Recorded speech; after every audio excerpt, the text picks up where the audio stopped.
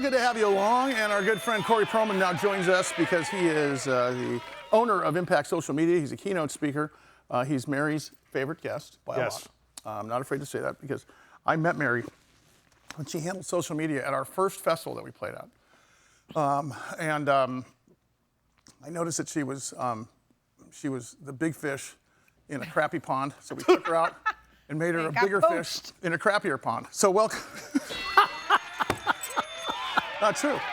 Corey, how are you, sir? I'm great. Great to see you guys. Thank you, Mary. Did I see the word newsjacking on your notes today? Newsjacking, how smart businesses steal the spotlight. I like that. What is that? Talk about that. Yeah, it's a term that a friend of mine many years, I think, coined. His name is David Meerman Scott. Give him credit. And it just means watching the news and jumping on a headline that makes sense for your business. If you think in terms of live and local, okay, that's what radio stations and TV stations do in every major market in the country to serve up to the local population. They want to give the hottest stuff, but they want to give it a local angle. If you're thinking in terms of a national sort of story, it's easy to make it local just by comparing it to something happening at local. How do you do that, though, with a worldwide, internet-wide, ether-wide audience of social media in terms of making yourself relevant and as you say, newsjacking to help business?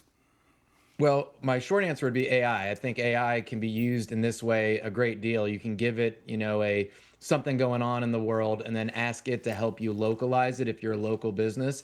The example I wanted to share with you guys was one that recently happened with the space shuttle launch Artemis. And if you guys remember, a Nutella bottle came across the screen and Nutella jumped on it. Yeah. Yeah, and they really did a great job of using that in every opportunity they possibly could. And if their team wasn't aware enough, they could have missed a great opportunity. Wait, excuse me. I remember this thing, and I heard it was a hoax, and I saw it land in San Diego somewhere.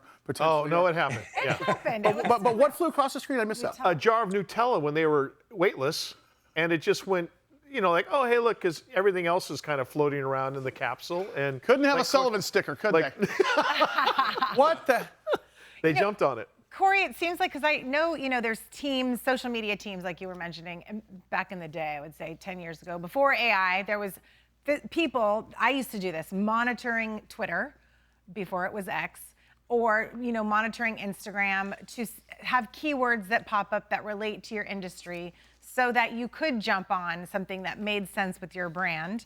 But now can people use AI to set up, like a Google alert or something when a certain word comes up that would make sense with your brand to hop on it? Or how are people, you can't be watching it 24 hours a day.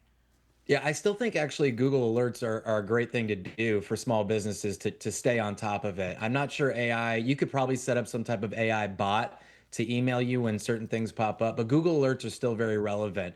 And you want to be very careful, Mary. I want to just make sure that people hear me with a grain of salt here. Don't do things that are too polarizing. Politics, if there was a tragedy, that is the opposite of when you want a newsjack. This is more fun things that are easy for you all to jump on board of, and that's we're not hopping on the Strait of Hormuz story. Correct. Right. But I like your example here. This example about the Oreo cookie during the Super Bowl. Genius. Talk to us about that. Yeah, this was over a decade ago, but if y'all remember, the Super Bowl went dark, all the lights went out, and literally in like 20 minutes, there was a advertisement and Oreo had jumped on it and made just a completely black screen and said, you can still dip your cookie in the dark, and just nailed it because they were there for it. And then contrary, just real quick, during the Beyonce Super Bowl, she mentioned Red Lobster, and it took Red Lobster like 24 hours to chime back in, and they got skewered for it. So you got to be on top of things. Well, and that's the thing is who does best practices in any given organization? There's got to be, ask yourself 3 questions before you post this.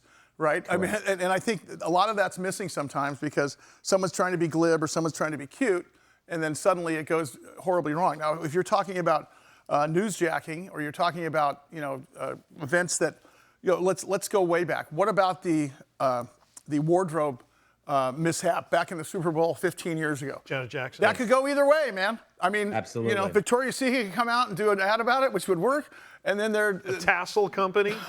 Wow. But it's even funnier when it's a brand that's not really related, but Wendy's comes up with something. I don't know. Right. Wendy's I brand agree. sticks out in my mind because they are excellent at their social media. A couple of these burger joints are pretty good about. Well, and the poking fun at yourself thing works for companies because they've never done it before. You know, the self-deprecation, not to the point where it's going to mar your brand. Look what Burger King did. I mean, they came out and said, listen, we killed the king. Why? Because we're listening to what you say. Yeah, he was creepy, let's face it. We thought he was creepy, so we took him away. Exactly. I mean, they're selling those king masks at Halloween stores now. I mean, what is next in your mind in terms, I mean, we haven't seen a lot of new social media platforms like we were, let's say 10 years ago. You see Vine pop up, or you'd see, you know, we went from MySpace to Facebook. You know, I'm not seeing anything new come up these days, other than when they serve up perhaps music apps or dating apps. But as far as social media, and you know, I keep on going back to Vine because Vine was one of those things that came out of nowhere and became very popular. And I think it was and then it died quick. I think it was eaten alive by Instagram. I think it was they bought it to own it. Anything on the horizon you're hearing about? I think what you're seeing, Sully, is because AI is taking so much of the social media investment, just the investment as a whole, you're not seeing a lot of new social sites pop up, and instead the social sites are trying to win the AI race. So I think more so than anything else, it's which social site is going to figure out AI the fastest. And so Facebook's doing a great job, I have to say. So far, so good for them. Hey, are you still out speaking actively, or are you more concentrating on consulting and such? Is that your main gig still?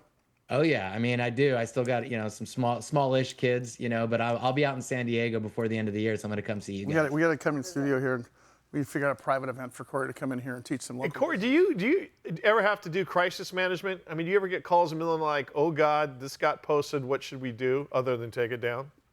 Yeah, we do. In fact, we just had one recently, and it's all hands on deck. It's well, really, someone really in this room, don't want to say anything. I happened to get Corey's phone number, What can and you tell us, though? it was a tragic mistake that was made at early morning hours. But I want the key. We're not going to tell you her name, but her initials are Mary Burt Godwin. I was actually talking about myself. Oh, you were? Okay, I didn't want to throw you under the bus. What's next for you, man? Are you having to forward this? Listen, the best part about being a negotiation keynote speaker or a keynote speaker on the economy or a keynote speaker on time management is my crap doesn't have to change ever.